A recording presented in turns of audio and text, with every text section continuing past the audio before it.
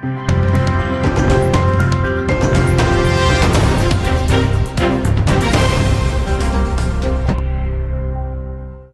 हुआ अच्छा हुआ, जो हो रहा है अच्छा हो रहा है, और जो होगा वो भी अच्छा ही होगा।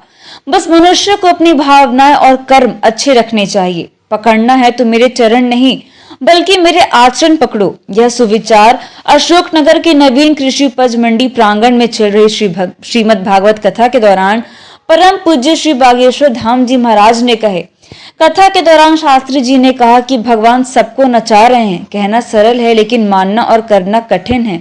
लेकिन जब हम सत्कर्म करते हुए बुद्धि का प्रयोग करेंगे तो समझ आएगा कि प्रभु जो करते हैं अच्छा ही करते हैं। परिस्थितियां कैसी भी हों, इंसान को अवसाद में रहकर प्रसन्नता में रहना चाहिए। जीवन में संकट सभी को आते हैं, लेकिन कोई चुनौतियों से लड़कर मुस्कुरा देता है और कोई रो रो कर जीवन गुजार देता है। पंडित शास्त्री जी ने कहा कि नकारात्मकता में भी सकारात्मकता का भाव खोजने वाला ही सही जीवन जीता है। उन्होंने कहा कि अनजाने में भी किसी का अपमान या आलोचना नहीं करनी चाहिए। साथ ही तीसरे दिन की कथा में भगवान श्री कृष्ण और राधा रानी से जुड़े कई प्रसंगों का सुंदर वर्णन किया। वही भक्ति में भजन पर श्रद्धालु भक्ति रस में सराबोर होकर जमकर थिरकते रहे। श्रद्धा, आस्था और भक्ति का ऐसा समागम पहले कभी अशोकनगर में देखने को नहीं मिला।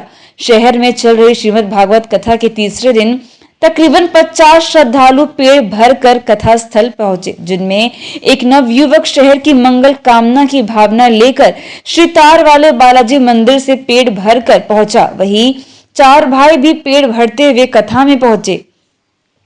श्रीमद् भागवत कथा के दौरान अन्नपूर्णा भोजशाला में प्रतिदिन हजारों श्रद्धालु दोनों समय प्रसादी ग्रहण करते रहे।